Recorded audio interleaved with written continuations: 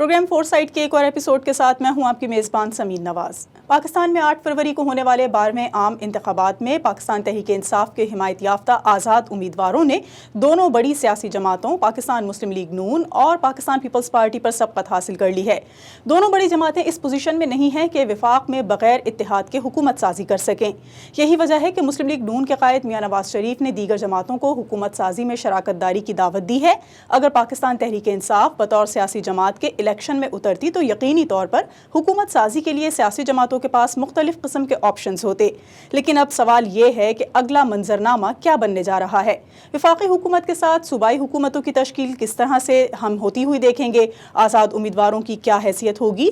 क्या पाकिस्तान तहरीक इंसाफ अपने हिमायत याफ्ता उम्मीदवारों के साथ किसी छोटी सियासी जमात में शामिल हो जाएगी। जोड़ तोड़ की सियासत क्या रुख इख्तियार करेगी और मखलूत हुकूमत के क़याम के लिए सियासी जमातें एक दूसरे को कैसे ब्लैकमेल करेंगी। इसके अलावा इलेक्शन की साख पर किस सतह के संजीदा सवालात उठते हैं। जिस तरह के इंतखाबी नताइज आए हैं, क्या ऐसे ही नताइज की तवक्को की जा रही थी या नहीं। इस हवाले से अपने आज के इस प्रोग्राम में हम बातचीत करेंगे, जिसके लिए इस्लामाबाद से हमारे साथ मौजूद हैं सीनियर तज्ज़ियाकार जावेद राना और कराची से हमें ज्वाइन कर रहे हैं रशीद जमाल। अपने दोनों मेहमानों से गुफ्तगू का आगाज़ करेंगे, लेकिन एक ब्रेक के बाद।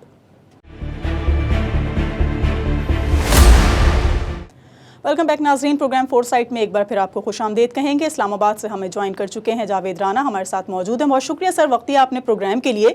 सबसे पहले ये बता दीजिए कि इंतखाबात से कबल काफ़ी शोर था, 8 फरवरी को इलेक्शंस नहीं हो सकेंगे, होंगे भी या नहीं होंगे, कदम एतमाद की फ़िज़ा नज़र आ रही थी। लेकिन अब इलेक्शंस तो हो चुके हैं, लेकिन जो इलेक्शंस के नताइज आए हैं, ये इलेक्शन 2024 के नताइज इसी तरह मुतवक्के थे या सूरत हाल कुछ मुख्तलिफ है। मेरा ख्याल है कि पाकिस्तान में जो सड़कों पे गलियों पे चलने वाले अंधे को भी शायद नजर आ रहा था कि ये नताइज आएंगे। तो आप 1-1 लाख 50-50 हज़ार वोट जाली डाले गए। नवाज शरीफ दोनों हलकों से हार गया। लाहौर में शायद ही कोई नून लीग ने कोई है वो पूरी कोई सीट जीती हो। लेकिन आप देखें ना, जो फॉर्म 47 है लाहौर में नवाज शरीफ का, उसके अंदर जो टोटल वोट रजिस्टर्ड हैं जो डाले गए उनकी तादाद क्या है और नवाज शरीफ के वोटों की तादाद क्या है। और फिर उस हल्के में नवाज शरीफ के अलावा और यास्मीन के अलावा जो पीटीआई के हैं, जो फॉर्म के ऊपर है, किसी और ने वोट ही नहीं लिया हुआ। तो धांधली का भी कुछ सर पैर होता है। उन्होंने इतने ज्यादा सबूत छोड़ दिए हैं। अगर आप देखेंगे जो काउंटिंग करेंगे फॉर्म 45 को, जो कि एक डॉक्यूमेंट है, जेन्युइन डॉक्यूमेंट है, तो पीटीआई तो 2/3 मेजोरिटी के करीब है। ये नवाज शरीफ कहां से वजीर आजम बन रहा है? इसकी तो अपनी सीट क्लियर नहीं है। तो आप अंदाजा करें कि एक पार्टी को आपने उससे पार्टी का निशान ले लिया, आपने उसके उसके जो कैंडिडेट्स थे उनको मार पीट के, उनके बच्चों को अगवा करके उनको विड्रॉ करवाया, पार्टी को तबाह कर दिया और नई पार्टी, नई अवाम के लोग आए, फिर वो जीत गए। तो ये बहुत बड़ा पाकिस्तान में फिनोमेना हो चुका है।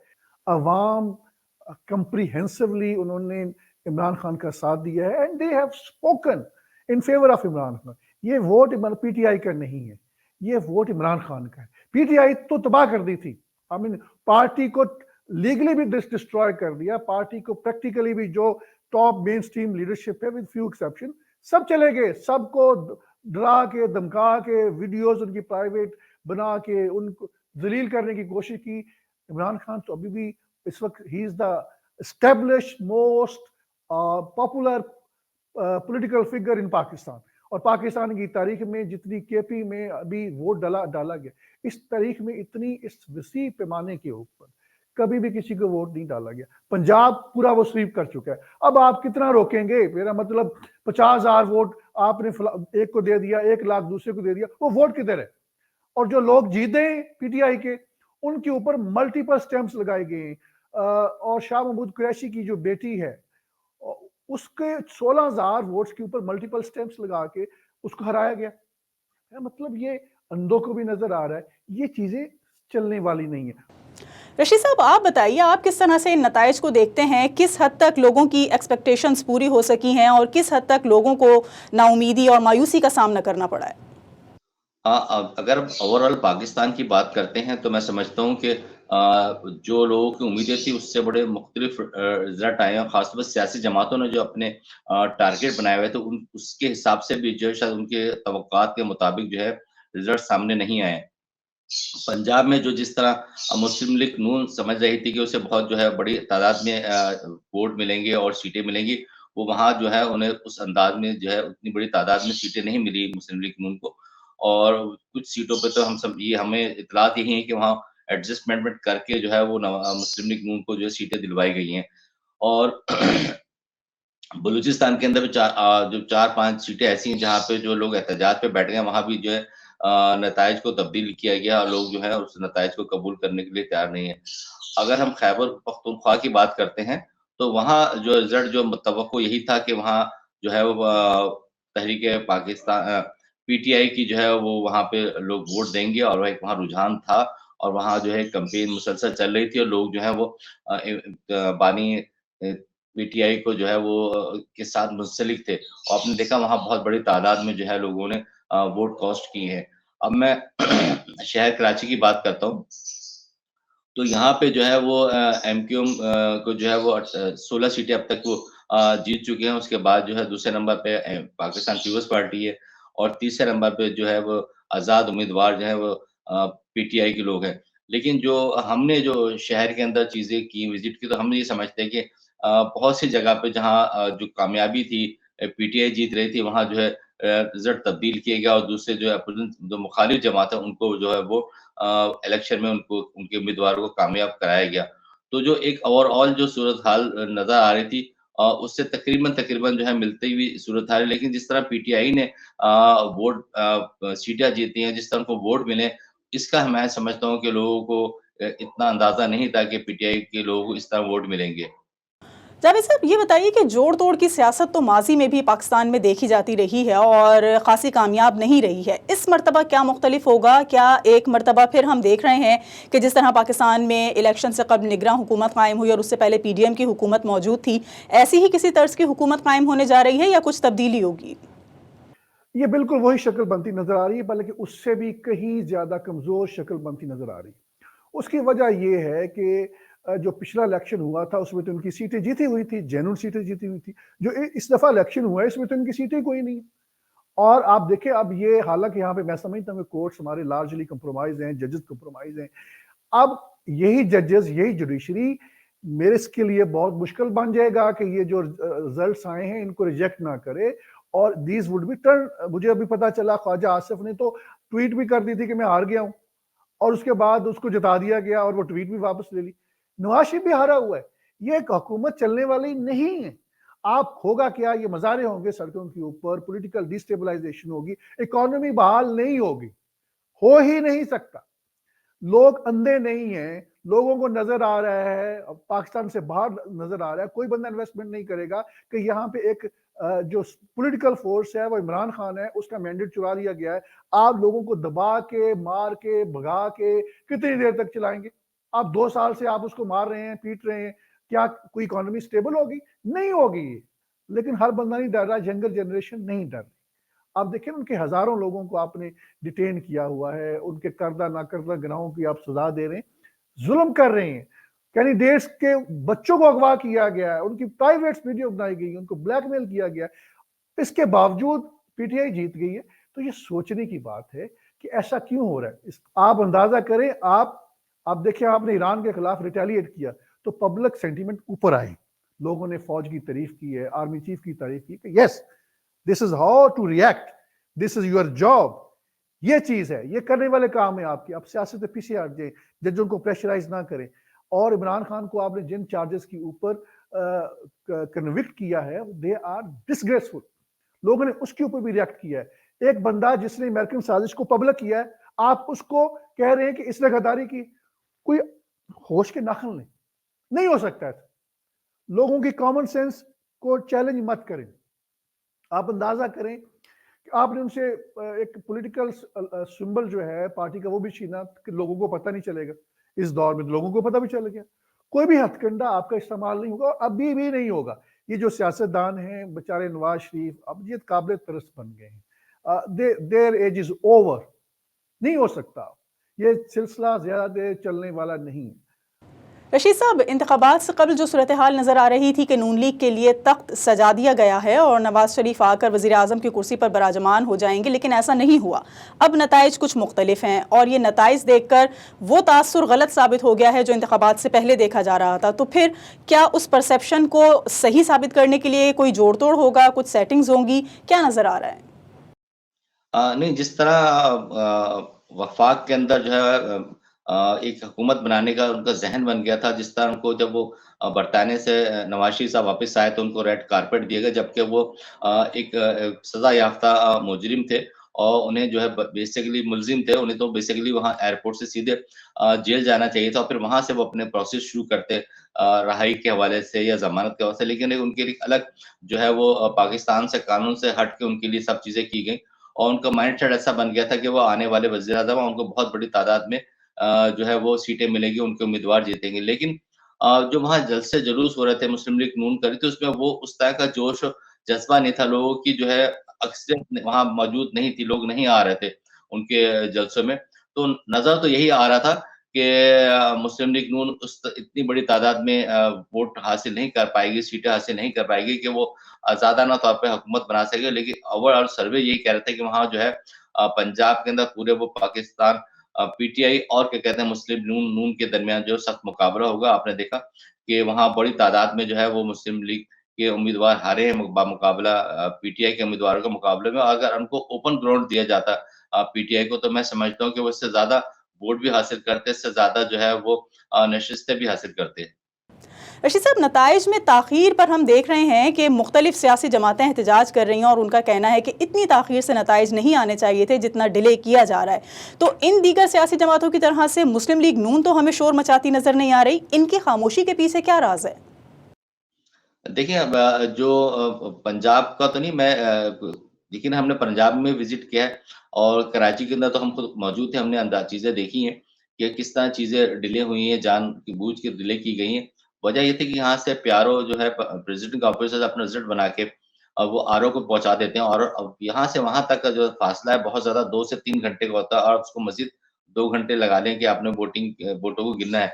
तो जहाँ 2000 वोट गिने, जैसे जहाँ से डॉक्टर फारूक सत्तार साहब जो हैं वो जिस सीट से कामयाब हुए हैं वो नॉर्थ कराची नॉर्थ कराची और न्यू कराची सजानी की सीट है, वहाँ उनको 2000 वोट तकरीबन 2100 वोट मिले हैं, 2000 से अबव थोड़ा-सा। तो आप बताएँ उस वोटों को गिनने में कितनी देर लग सकती थी और फिर वो वोट सजाने से लेके डिस्ट्रिक्ट सेंटर तक पहुँचने में कितना देर लगती और उसके बाद वहाँ से वो आरओ तक पहुँचने में कितना टाइम, तो टोटल वक़्त जो आप लगा लें 3 से 5 घंटे का वक़्त हो सकता था। उसके बाद वो अनाउंस हो जाता रिज़ल्ट, लेकिन आपने देखा कि 24 घंटे बल्कि उससे ज़्यादा घंटों के बाद जो है वो फारूक सत्तार साहब का रिज़ल्ट अनाउंस हो रहा है। तो वो तमाम चीज़ें जहाँ-जहाँ जो है वो जब आप चीज़ों को रद्द-बदल करते हैं, जब नताइज को तब्दील कर रहे होते हैं, तो फिर आपको वक़्त चाहिए होता है। तो मैं समझता हूँ कि पाकिस्तान मुस्लिम लीग को अपने जलसों से अंदाज़ा हो गया था कि कहीं न कहीं जो है वो हमारे साथ जो है वो प्रॉब्लम है, लोग इस तरह वोट नहीं देंगे और एक अलग जो है पंजाब में जो है तहरीके पीटीआई का जो है एक अपना एक जो है वो रंग चढ़ा हुआ था, एक कैंपेन चली हुई थी, लोग जो है जिस तरह बानी पीटीआई को जो है वो सज़ाएँ दी गई, उसके नाराज़गी के तौर पे लोगों ने जो है वो पाकिस्तान मुस्लिम लीग के मुकाबले में तह पीटीआई को बहुत बड़ी तादाद में जो है वो वोट कॉस्ट किए डाले हैं। तो वो इस जिस अंदाज़ में डाले गए, अब उस अंदाज़ में अगर वो उसी तरह रिज़ल्ट अनाउंस कर दिए जाते, तो मैं समझता हूँ कि जो 2018 में जो पीटीआई ने अपने जो कौमी और सूबाई असेंबली की नशिस्तें जीती थी, इस दफ़ा उससे ज़्यादा उनके पास नशिस्तें भी थी। लेकिन हर जगह हडल पैदा की गई, सबसे पहले तो उनसे जो है वो उनके निशानात छीन लिए गए, फिर कैंपेन नहीं चलने दी और उसके बाद जब नताइज आ गए, तो फिर नताइज में भी तब्दीली की गई। अपने मेहमानों से गुफ्तगू का सिलसिला जारी रखेंगे, लेकिन यहाँ वक्त हुआ है एक ब्रेक का।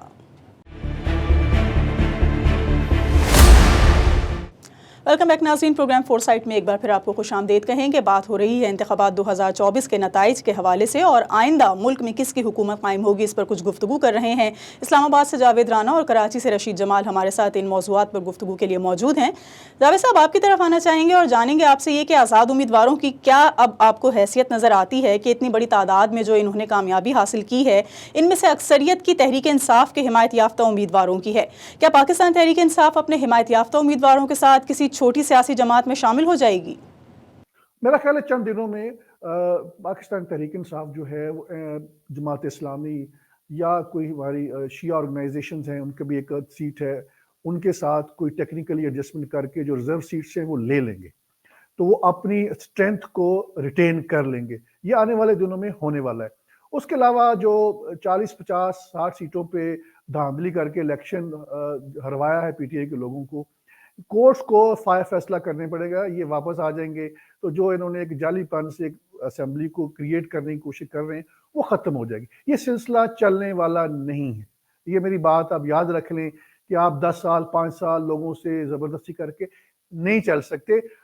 जो हमारे ट्रेडिशनली होता था कि देखिए यहाँ पे पाकिस्तान में अमेरिका और अवाम जो हैं वो अवाम बाद में आते हैं, अमेरिका का रोल पहले आता है, ये सारी मिथ है। पाकिस्तान की पॉलिटिक्स में पाकिस्तान फौज का रोल सबसे ज्यादा डोमिनेंट है। उसके बाद जो रोल है वो पाकिस्तान अवाम का होता था। अमेरिका को तो वैसे किसी दर्जे में एक कवर दिया जाता था। मैं नहीं समझता कि अमेरिका के इतना डोमिनेंट रोल रहा है। इट इज ये बहुत ज्यादा इसके अंदर मुबालगा रही है।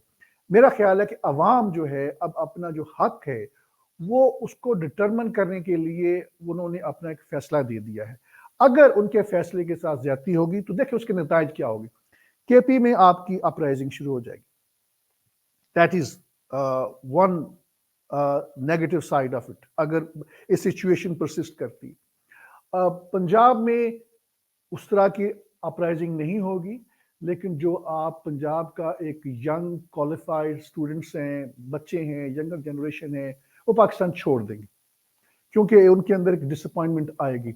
और सोसाइटी के जो सोशल फैब्रिक है, जो आपकी क्वालिटी है यंगर जनरेशन की, वो पाकिस्तान छोड़ना शुरू कर देगी पंजाब के अंदर। केपी में हॉस्टिलिटी बढ़ जाएगी फौज के खिलाफ, और this does not abode well.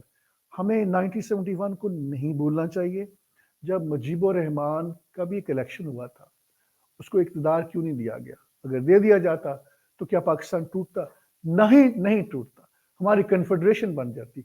हमारा एक भाई था, हमसे तोड़ दिया गया। क्या इमरान खान ये कह रहा है कि मैंने पाकिस्तान से अलहदा होना है? क्यों उसके खिलाफ? I don't understand it. अगर आर्मी चीफ के साथ इमरान खान ने ज्यादती की, उनको गलत तरीके से जो है डिसमिस किया एज एन ISI चीफ, और मैं समझता हूँ कि इमरान खान ने ज्यादती की, तो इसका मतलब ये नहीं है कि जाती दुश्मनी की बुनियाद के ऊपर अब एक पॉलिटिकल पार्टीज को आप खत्म कर दें। आप जो है इमरान खान को जेल में डाल दें उन चार्जेस के ऊपर जिनके चार्जेस बनते नहीं।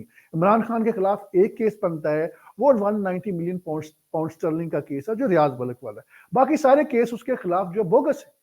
This is a stark reality. उसके अंदर कोई लीगल जस्टिफिकेशन नहीं है, उसके अंदर कोई मॉरल जस्टिफिकेशन नहीं है। They are all politically motivated. लेकिन वो केस भी जो है उसको भी ये प्रॉपरली नहीं रिजॉल्व कर सकेंगे क्योंकि उसमें रियाज मलिक है, वो बहुत ज्यादा इन्फ्लुएंशियल है। फौज के अंदर उसके रूट्स हैं, जुडिशरी के अंदर उसके रूट्स हैं। और फिर अगर उसको आप इन्वेस्टिगेट करेंगे कि वो केस तो नवाज शरीफ के जो वहां पे फ्लैट्स है लंदन में, वो पैसा उधर इस्तेमाल हुआ है, तो फिर नवाज शरीफ को भी क्या पकड़ेंगे? तो मेरा ख्याल है कि बेहतर ये है कि इनको हुकूमत करने दें PTI, because people of Pakistan have spoken and let them rule. अगर नहीं करने देंगे, आप अननेचुरली चीजों को परसू करेंगे, then it will have grave consequences for the security of Pakistan. Rashid sahab, आप किस तरह से देखते हैं इन आज़ाद उम्मीदवारों को? अक्सरियत तहरीक इंसाफ के हिमायत याफ्ता उम्मीदवारों की है, क्या इंस्ट्रक्शंस होंगी चेयरमैन तहरीक इंसाफ की तरफ से इन उम्मीदवारों के लिए जिन्होंने आज़ाद हैसियत से इलेक्शंस में हिस्सा लिया? नहीं, असल में पाकिस्तान के आइन और इलेक्शन कमीशन के कानून के मुताबिक 72 घंटे के अंदर जो है, जब आप असेंबली जब नया सेशन शुरू होगा उससे पहले आपको 72 घंटे के अंदर अपनी वफादारियां जो अपना जो है किसी सियासी जमात के साथ मुंसलिक करनी हो, किसी सियासी जमात का आपको हिस्सा बनना होगा। तो उसके अंदर तहरीक PTI को जो है मैं समझता हूँ कि कई ऑप्शन मौजूद हैं कि वो क्या कहते हैं किस तरह किसी सियासी जमात का हिस्सा बन सकते हैं। तो कई सियासी जमातें ऐसी हैं जिनके साथ वो हिस्सा बन के जो है अपने एक प्लेटफॉर्म पे जमा हो सकते हैं। लाजमी नहीं कि वो बहुत बड़ी सियासी जमात हो। पाकिस्तान के अंदर तो 70-80 सियासी जमातें रजिस्टर्ड हैं और जो कि वो कौमी असेंबली में उनके एक-एक, दो-दो मेंबर आ भी गए हैं। तो किसी एक सियासी जमात के साथ मिलके वो मेंबरान उसमें शामिल हो सकते हैं। और क्योंकि अगर वो किसी सियासी जमात के साथ शामिल होंगे और किसी एक सिंबल के साथ जाएँगे तो फिर उन्हें जो कौमी असेंबली के अंदर जो ख्वातीन की नशिस्त होती हैं, मज़दूरों की नशिस्तें होती हैं, अक़लियत की नशिस्तें, वो तमाम उनको नशिस्तें मिलेंगी। तो और फिर सेनेट के अंदर भी उनको फिर इलेक्शन में जाना होगा, सेनेट के अंदर भी वो इसी बुनियाद पे जो है अपने उम्मीदवार मुंतखब करा सकते हैं कि वो किसी एक जमात का हिस्सा हो। तो मैं नहीं समझता कि वो पाकिस्तान पीपल्स पार्टी या मुस्लिम लीग में शामिल होंगे। हाँ, अब मैं सिर्फ एक दरख्वास्त ये करना चाहूँगा उन तमाम हलकों से, उन तमाम सियासी जमातों से, तो जो तोड़-जोड़ करते हैं, जो सियासी कारकुनों को जो मुंतखब होके आते हैं, उन पे दबाव डाल के उनकी वफ़ादारियाँ तब्दील करते हैं। देखिए, जो कुछ होना था वो हो गया, 9 मई को जो होना था सो हो गया।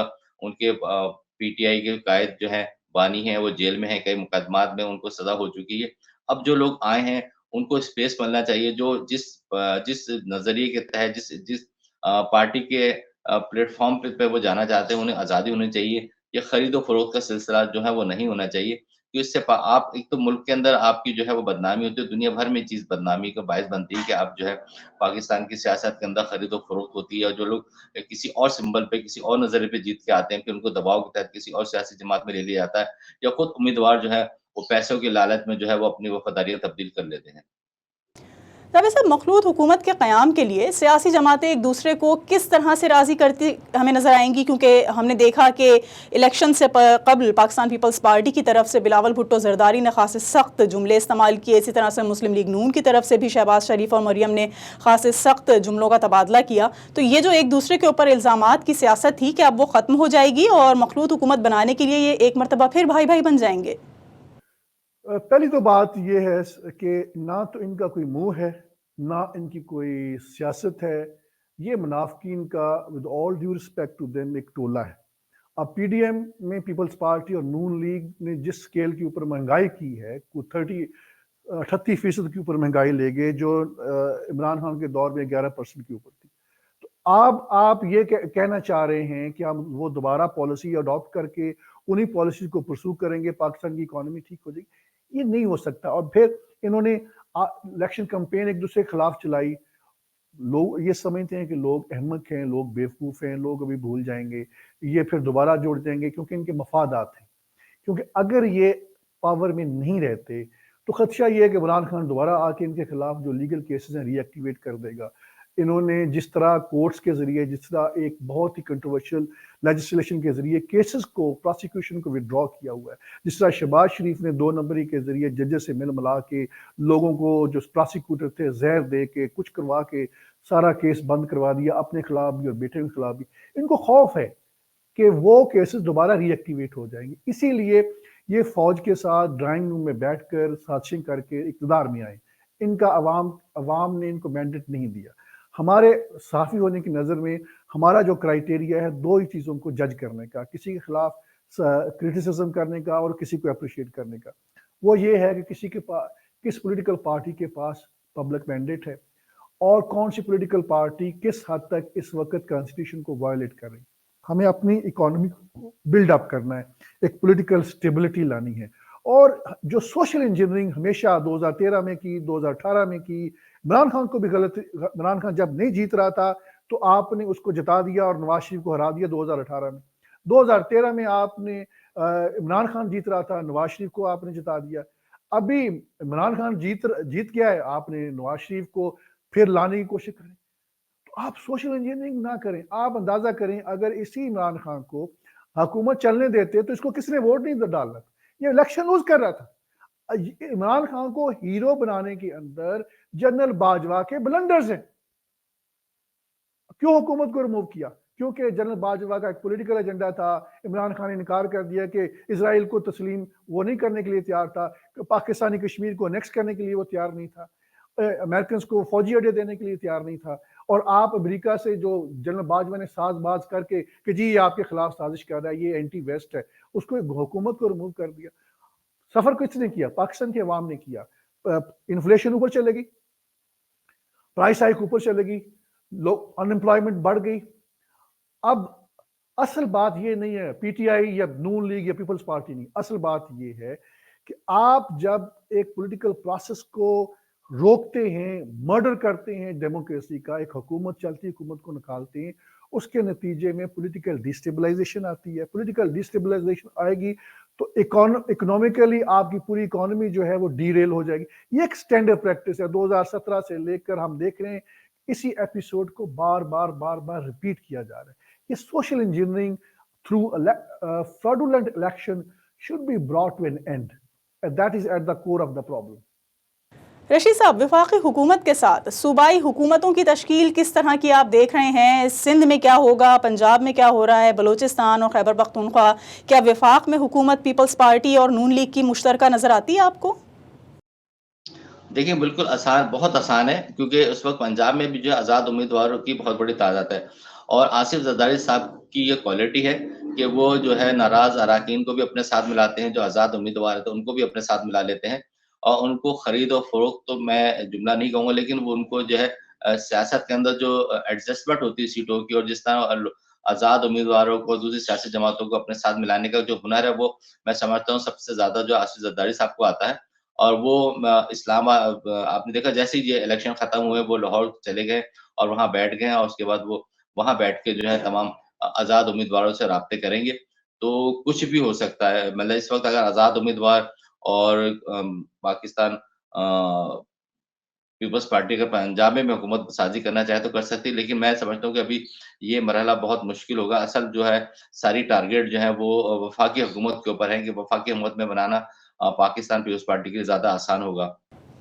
अच्छा, नवाज शरीफ के जो मुश्तरका हुकूमत साजी के दावतनामे का फैसला है, इसके बाद क्या मंजरनामा बनने जा रहा है? जरदारी नवाज शरीफ की मुलाकात हो रही है, इसमें क्या सदर वजीर आज़म की पॉलिसी तय होगी? सूबों में कौन वजीर आला बनेगा ये तय होगा? क्या कुछ हो सकता है? देखिए, उन्होंने दावा तो दे दी, लेकिन बहुत ज़्यादा फ़र्क जो है पाकिस्तान पीपल्स पार्टी और मुस्लिम लीग वोट के दरमियान में नहीं है। अगर पाकिस्तान पीपल्स पार्टी के वोट्स और एमक्यू के 16 वोट मिला दिए जाएँ तो फिर उनकी अक्सरियत जो है मुस्लिम लीग नून के तकरीबन बराबर हो जाती है। तो अभी उन्होंने बहुत जल्दबाज़ी में जो है ये मुस्लिम लीग नून ने फैसला किया है और ये साबित करने की कोशिश की कि जैसे मैं वज़ीर-ए-आज़म बनने जा रहा हूँ और ये मुस्लिम लीग नून से कोई वज़ीर-ए-आज़म बनेगा और बाकी सियासी जमातें उनके साथ खड़ी होंगी, ऐसा नज़र अब नहीं आता। क्योंकि इस वक़्त मैं समझता हूँ पाकिस्तान पीपल्स पार्टी की बहुत ज़्यादा मज़बूत पोज़ीशन है, क्योंकि वो सिंध में तो हुकूमत बना ही रहे हैं, फिर वो बलूचिस्तान में भी हुकूमत बनाने की पोज़ीशन में मौजूद है। फिर उसके बाद खैबर पख्तूनख्वा के अंदर वो हुकूमत बना सकते हैं पीटीआई के साथ मिलकर, क्योंकि आसिफ बिलावल भुट्टो अपने स्पीचेज़ में तकरीरों में बार-बार कह चुके थे कि हम पाकिस्तान मुस्लिम लीग के साथ जो है हुकूमत नहीं बनाएँगे, बल्कि हमारी पहली तरजीह है वो पीटीआई होगी। तो मैं समझता हूँ कि अभी कोई बहुत जल्दी जो है फैसला नहीं किया जा सकता, तब्दीली कुछ भी आ सकती है। अगर आज़ाद उम्मीदवार जो कि पीटीआई से ताल्लुक़ रखते हैं और पाकिस्तान पीपल्स पार्टी और एमक्यूम तीनों मिल जाते हैं, तो ये बहुत आसानी से जो है वफ़ाक में हुकूमत बना सकते हैं। अभी तो खेल शुरू हुआ है असल में, जो रिज़ल्ट आने थे वो आ गए, लेकिन जो स्टेज अब सज रहा है और जिस मकसद के सारे इलेक्शन हुए थे, वो खेल मैं समझता हूँ आज शुरू हुआ है। रशीद साहब, थोड़ा सा कराची के हवाले से बात करेंगे आपसे। एक मरतबा फिर हमने देखा कि एमक्यूएम को सीटें मिली हैं और वफाक में शामिल होने के लिए उन्होंने इंदिया भी ज़ाहिर किया है। तो क्या लगता है आपको कि माजी का तर्ज हुकूमत जो रहा है इनका, उसमें कुछ तब्दीली मुमकिन हो सकेगी? जो गलतियाँ थीं उसमें इस्लाह की गुंजाइश नज़र आती है या फिर उसी रविश पर ये चलते नज़र आ रहे हैं? देखिए, जिस तरह इस दफ़ा के जो इलेक्शन के अंदर जिस तरह एमक्यूएम को सीटें मिली हैं, उसमें से चंद सीटों को तो हम जो है ऑन ग्राउंड हमने देखा कि वहाँ से पीटीआई जीती थी, लेकिन उसके जब अब रिज़ल्ट आए तो बहुत हैरान-कुन थे कि वहाँ से एमक्यूएम जीत गई है। तो ये कहीं न कहीं तो जो है कई सीटों पे जो है वो ऐसा नहीं था कि तमाम सीटों पे जो है वो एमक्यूएम हार जाती, लेकिन कई सीटें ऐसी थी जो एमक्यूएम के फेवरेट थी, वहाँ से एमक्यूएम जीत रही थी और जीती भी है। लेकिन कुछ सीटें शहर की, कराची की ऐसी सीटें हैं जहाँ से पीटीआई ने कामयाबी हासिल की है और 1-2 सीट ऐसी जहाँ से जो है जमात इस्लामी ने कामयाबी हासिल की। लेकिन क्योंकि एक सिस्टम था, एक एक अंडरस्टैंडिंग थी कि कराची जो है इस दफ़ा एमक्यूएम को देना, सो वो जो बहुत बड़ी तादाद में कौमी असेंबली की सीटें निकाल के वो एमक्यूएम को दी गई हैं। और दी इसलिए गई हैं कि आगे जाके जब कौमी असेंबली जब वफ़ाक के अंदर जो हुकूमत बनने जा रही होगी मुस्लिम लीग नून की, तो फिर उनके साथ जो है वो गैर किसी भी शराइत के बगैर जो है आपने उनकी सपोर्ट करनी है मुस्लिम लीग नून की। तो एमक्यूएम का सारा वोट जो जीता हुआ, वो आप यकीनी तौर पे वो मुस्लिम लीग नून का ही हिस्सा है। तो ये हुकूमत की तश्कील के अंदर एमक्यूएम का रोल बहुत अहम होगा। अब उसके बाद जो एमक्यूएम का एक 3 रुकनी एमक्यूएम ने एजेंडा बनाया, जो पूरे इलेक्शन कैंपेन में उन्होंने बनाया था कि वो बदलाती इलेक्शन के अंदर तब्दीली चाहते हैं। वो आइन में तब्दीली चाहते हैं ताकि बलदियाती सिस्टम के अंदर तब्दीली आए, वहाँ ब बलदियाती इख्तियारात जो है वो नीचे तक पहुँचे और बल्दियाती इख्तियारात मेयर तक पहुँचे, उससे बाद यूसी नाज़िम तक पहुँचे। तो वो एक उनके पास जो है वो एक परफॉर्मर लेके गए हैं, एक जो है आइन में तब्दीली चाहते हैं। अब आया उस आइन की तब्दीली में मुस्लिम लीग नून कितनी संजीदा है, उसमें पाकिस्तान पीपुल्स पार्टी कितनी संजीदा है। आप हम दोनों बड़ी सियासी जमातों की संजीदगी का अंदाज़ा इस तरह लगा सकते हैं कि दोनों सियासी जमातों ने अपने-अपने अदवार में बलदियाती निज़ाम को बेइंतहा कमज़ोर किया और बलदियाती इलेक्शन से उन्होंने जो है कराने के बजाय फरार इख्तियार किया और उन्होंने बलदियाती इलेक्शन नहीं कराए हैं दोनों सियासी जमातें अपने द्वार में। वो भी सुप्रीम कोर्ट की जो बहुत ज़्यादा जो है ने दबाव डाला, बहालत मजबूरी जो है फिर वो पंजाब में बलदियाती इलेक्शन तो ना हो पाए, लेकिन सिंध में जो है बलदियाती इंतखाबात हुए। तो मैं समझता हूँ एमक्यूएम जिस जो चीज़ें लेके गई है और जिस बुनियाद पर वो हुकूमत का हिस्सा बनने जा रही है, उसमें उसको जो मुश्किलात तो पेश आएँगी। अब जहाँ तक आपकी दूसरी जो आपने बात की कि आया उनके रवैयों में तब्दीली आएगी या नहीं आएगी, ये आने वाला वक़्त ही बताएगा कि जो इल्ज़ामात वो अपने बानी पे लगाए करते थे और कहा करते हैं कि ये सब चीज़ें जो है वहाँ से होती थी, इसलिए जो है चीज़ें खराब हुई हैं शहर की। तो अब उनको मैंडेट मिला है कराची का और बहुत बड़ी तादाद में मैंडेट मिला है। अब देखें कि वो अब कराची के इश्यूज़ को किस तरह हल करते हैं और कराची के मसाइल को किस तरह हल करते हैं और कराची के लोगों को किस तरह जो है वो जो एक ये कहा जाता था कराची जो है वो लावारिस और लाचार शहर हो गया, कोई वारिस नहीं है। तो अब उनको ये शहर वारिस मिल गया। अब ये वारिस जो है अपने औलाद के साथ क्या सलूक करते हैं, किस तरह उसको लेके चलते हैं, ये आने वाला वक़्त ही हमें बता पाएगा। बहुत शुक्रिया आप दोनों मेहमानों का हमारे साथ प्रोग्राम में मौजूद थे। कराची से रशीद जमाल और इस्लामाबाद से हमें ज्वाइन किया था जावेद राना ने। हमने कुछ बात की पाकिस्तान में आम इंतखाबात में अब तक के नताइज के हवाले से, जहां पाकिस्तान तहरीक इंसाफ के हिमायत याफ्ता आज़ाद उम्मीदवारों की कामयाबी ने सियासी बिसात पर खासी हलचल मचा रखी है। एक तरफ तो सियासी जमातों और उम्मीदवारों के ऐसे हैरानकुन नताइज सामने आए हैं जो पाकिस्तान तहरीक इंसाफ और इमरान खान को छोड़ गए थे। तज्जियाकारों के मुताबिक नताइज ने सबको हैरान कर दिया है और इमरान खान ने अपनी हुकूमत के खात्मे के बाद मुतादिद सरप्राइजेस भी दिए हैं। हालांकि उनके खिलाफ हर तरह की भरपूर मुहिम चलाई गई, लेकिन इन सब के बावजूद इमरान खान का बयानिया न सिर्फ खैबर पख्तूनख्वा बल्कि सूबा पंजाब में भी सराहा गया है। यही वजह है कि पंजाब में IPP और खैबर पख्तूनख्वा में परवेज़ खटक की जमात समेत कोई भी दूसरी जमात कारकर्दगी नहीं दिखा सकी है। अब सवाल ये है कि अगला वज़ीर आज़म कौन होगा। एक तरफ मियां नवाज शरीफ उम्मीदवार हैं तो दूसरी जानिब आसिफ अली जरदारी ने पीपल्स पार्टी की जानिब से बिलावल भुट्टो जरदारी को वज़ीर आज़म बनाने का अज़्म कर रखा है। क्या तय होगा ये यकीनन आने वाले वक्त में देखेंगे। आज के इस प्रोग्राम के लिए इतना ही। अगले हफ्ते एक और मौजू के साथ हाजिर होंगे। प्रोग्राम टीम के साथ समीन नवाज को इजाज़त दीजिए। अल्लाह निगहबान।